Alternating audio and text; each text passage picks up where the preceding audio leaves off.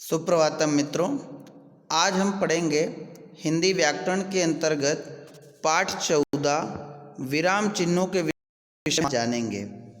विराम चिन्ह क्या होते हैं? आपके इंग्लिश ग्रामर, संस्कृत व्याकरण और जो है हिंदी व्याकरण, तीनों ही भाषाओं में इन विराम चिन्हों का लेखन कार्य में या वाचन में, दोनों में ही इसका बहुत प्रयोग आता है। विराम का शाब्दिक अर्थ होता है ठहराव या विश्राम या रुकना।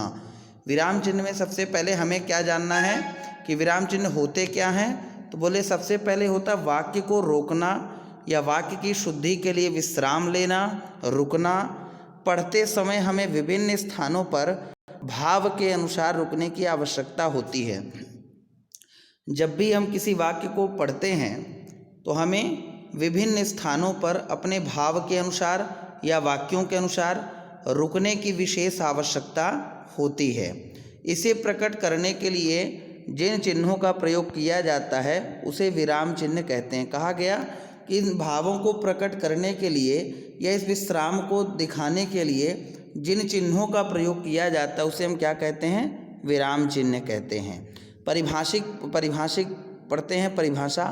परिभाषित तौर पर पढ़ते या लिखते समय रुकने की प्रक्रिया को स्पष्ट करने के लिए जिन चिन्हों का प्रयोग किया जाता है उसे विराम चिन्ह कहते हैं। कहा गया है कि पढ़ते या लिखते समय दोनों वक्त जो है, दोनों टाइम पे हमें इस रुकने की प्रक्रिया को स्पष्ट करने के लिए जिन चिन्हों का हम प्रयोग करते हैं उसे ही क्या कहा जाता है? विराम चिन्ह कहा जाता है। विराम चिन्ह का प्रयोग उचित अथवा व्यवस्थित ढंग से ना होने पर वाक्य के अर्थ में अंतर आ जाता है। बताया गया कि अगर ये व्यवस्थित तरीके से ना किया जाए तो वाक्य में क्या होता है? परिवर्तन आ जाता है। खाओ मत पियो। अब देखिए, खाओ के बाद अगर हमने जो है विराम चिन्ह न लगाया तो क्या अर्थ निकलेगा? खाओ मत पियो। खाओ मत पियो। और विराम चिन्ह लगाया तो खाओ मत पियो, खाओ मत पियो। तो दोनों शब्दों का अर्थ जो है अलग अलग निकल रहा है। हिंदी में निम्नलिखित विराम चिन्हों का प्रयोग किया जाता है।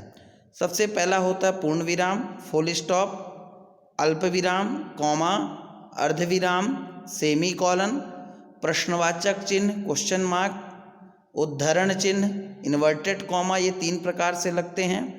कोष्ठक, ब्रैकेट, ये भी 2-3 प्रकार से लगते हैं। निर्देशक चिन्ह, डैश, विस्मयादिबोधक चिन्ह, साइन ऑफ एक्सक्लेमेशन, योजक चिन्ह, हाइपन, अपूर्ण विराम, कॉलन, संक्षेप सूचक या लाघव चिन्ह, शॉर्ट मार्क, त्रुटिपूरक या हंस पदक चिन्ह, साइन ऑफ इंस्ट्रक्शन। इस प्रकार से मित्रों ये 12 प्रकार के विराम चिन्ह होते हैं, जिसमें सबसे पहला होता है पूर्ण विराम, फुल स्टॉप। जहाँ वाक्य को पूर्ण होता है वहाँ ही पूर्ण विराम चिन्ह का प्रयोग किया जाता है। जैसे वह फूल तोड़ता है, मोहित पुस्तक पढ़ता है। जहाँ कर्ता का क्रिया से सीधा संबंध हो, कहने का मतलब वाक्य पूर्ण हो, वहीं पे पूर्ण विराम का प्रयोग होता है।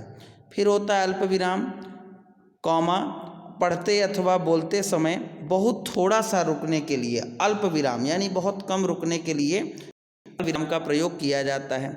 सीता, गीता और लक्ष्मी कल आएंगी। तो सीता के बाद हमने कॉमा लगाया, गीता और लक्ष्मी के बीच में योजक लगा दिया और का। यह सुंदर स्थल जो आप देख रहे हैं बापू की समाधि है।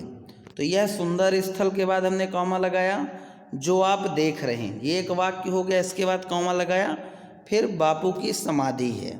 इस प्रकार से हमने अल्प विराम का हम प्रयोग करते हैं। फिर नंबर 3 में हमारे पास मिलता है अर्धविराम, सेमी कॉलन। जहाँ अल्प विराम की अपेक्षा कुछ ज़्यादा देर तक रुकना हो वहाँ अर्धविराम चिन्ह का प्रयोग किया जाता है। सूर्योदय हो गया, अंधकार ना जाने कहाँ लुप्त हो गया, तो थोड़ा सा ज़्यादा रुका हमने। सुनामी से सारे मकान ढह गए, सारे रास्तों में लाशें ही लाशें बिछ गई। इस प्रकार से हम जो वाक्य हमने बनाया ये अर्धविराम का हुआ। क्वेश्चन मार्क आप सभी जानते हैं कि प्रश्न सूचक वाक्यों के अंत में प्रश्नवाचक चिन्ह का प्रयोग किया जाता है। क्वेश्चन मार्क का जहाँ पे क्या, क्यों, कैसे, कब, कितना इत्यादि करके प्रश्न पूछे जाएं, जहाँ पे हमें वाक्य में प्रश्न की अनुभूति हो। वहाँ पर क्या हो रहा था, तुम कहाँ रहते हो, तुम कहाँ जाओगे, कब आओगे, इस प्रकार के वाक्य जो है, कितने लोग आओगे, इस तरह के वाक्यों का जो प्रयोग होता है वह प्रश्नवाचक चिन्ह कहलाता है। नंबर 5 में है उद्धरण चिन्ह या इन्वर्टेड कॉमा। किसी महान व्यक्ति के कथन को ज्यों का त्यों लिखने के लिए या पुस्तक, व्यक्ति इत्यादि के उपनाम व शीर्षक को लिखने के लिए उद्धरण चिन्ह का प्रयोग किया जाता है। रामचरितमानस तुलसीदास जी का अमर काव्य ग्रंथ है। तो रामचरितमानस हमने एक पुस्तक को इन्वर्टेड कॉमा में रखा, फिर हमने लिखा कि तुलसीदास जी का अमर ग्रंथ काव्य है।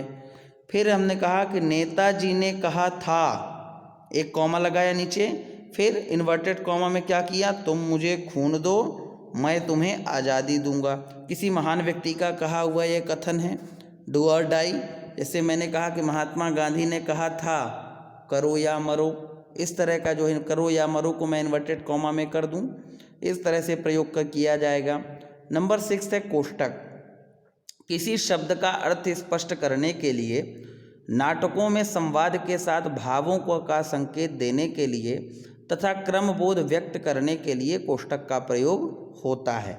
नेता, अब कॉमा में कोष्टक में हमने किया भीड़ से, नेता कहाँ से बोल रहा है, भीड़ से बोल रहा है। फिर डैश लगाया, मैं कई वर्षों से देश की सेवा कर रहा हूँ, ये वाक्य उसने कहा।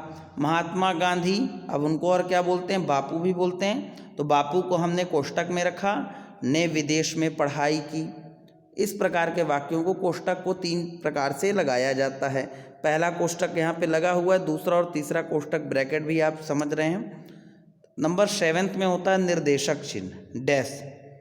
इसका प्रयोग विषय विभाग संबंधी शीर्षक के आगे वाक्यों, वाक्यांशों अथवा पदों के बीच विचार अथवा भाव को विशिष्ट रूप से व्यक्त करने हेतु उदाहरण अथवा जैसे के बाद उद्धरण के अंत में लेखक के नाम के पूर्व और संवाद के आगे किया जाता है।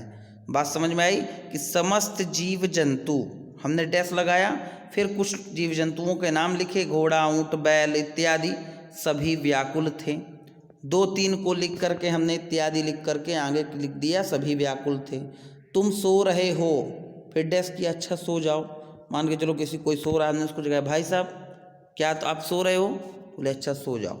इस तरह से जो है जो वाक्य हमारे होंगे उनमें क्या होता है, निर्देशक अथवा डैश का चिन्ह लगाया जाता है। अगला हम देखेंगे, हमारे पास है विस्मयादि बोधक चिन्ह।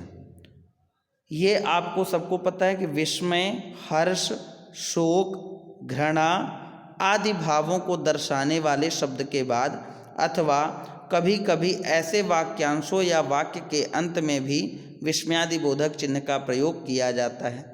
वाह क्या खबर सुनाई है, बड़ा अफसोस है। तो जहाँ पे हमें फीलिंग्स दिखाई दें, हमारे आत्मा के भाव दर्शाए जाएं, वहाँ पे विस्मयादि बोधक चिन्ह लगाए जाते हैं। वह भाव किसी प्रकार के भी हो सकते हैं, विस्मय हो सकता है, हर्ष, शोक, घृणा। मैंने कहा छी छी यहाँ पे कितनी गंदगी है, यह भी एक जो है वाक्य विस्मयादि बोधक चिन्ह लगेगा यहाँ पे।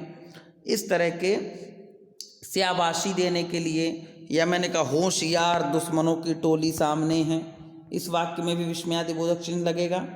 फिर अगला होता है योजक, हाइपन चिन्ह। 2 हाइपन का साइन कैसे होता है, ये भी आप डैश की तरह ही होता है। एक जैसे शब्दों, विपरीतार्थक शब्दों तथा आपस में तुलना आदि के लिए योजक चिन्ह का प्रयोग किया जाता है। जैसे माता पिता, सुख दुख, पास पास, चावल दाल, है ना, इस तरह के शब्द जो लिखे जाते हैं उनमें क्या होता है, योजक का प्रयोग होता है। फिर होता है पूर्ण विराम, कॉलन। किसी संबंधित विषय अथवा शीर्षक को सूचित करने के लिए अपूर्ण विराम का प्रयोग किया जाता है। इसका प्रयोग अगर ना करें तो मित्रों वाक्य में अर्थ का अनर्थ भी हो सकता है। मैंने कहा नमक, फिर डैश लगाया, विसर्ग भी बोलते हैं इसको, थोड़ा दूर में अगर लगा तो ये अपूर्ण विराम हो गया, और पास में अगर लग जाए तो विसर्ग का प्रयोग कर देगा। तो नमक एक कहानी है, 2 कलाकार, इसका अर्थ होता है नामक। सीधे आप ये समझ लो, दो कलाकार नामक एक एकांकी है। दो कलाकार एकांकी, यानी दो कलाकार नाम की एक पुस्तक है जो एकांकी है। नमक एक कहानी है, खाने वाला नमक नहीं है। इस तरह से इसका प्रयोग बहुत महत्वपूर्ण होता है। अगला है मित्रों संक्षेप सूचक या लाघव चिन्ह, शॉर्ट मार्क। ये तो आपको पता है, किसी बड़े शब्द को संक्षेप में लिखने के लिए उस शब्द का प्रथम अक्षर लिखकर उसके आगे शून्य लगा देते हैं, इसे ही लाघव चिन्ह कहते हैं। जैसे pandit, professor, proprietor, doctor, mister, Mrs इत्यादि, यह हर जगह लग जाता है शॉर्ट फॉर्म। फिर इसके बाद हम कहेंगे अंतिम चिन्ह होता है त्रुटि पूरक या हंस पदक, इसी को बोलते हैं। ये जो होता है, जब कभी कोई चीज़ छूट जाती है तो हम जो है उल्टा वी बना करके ऊपर लिख देते हैं।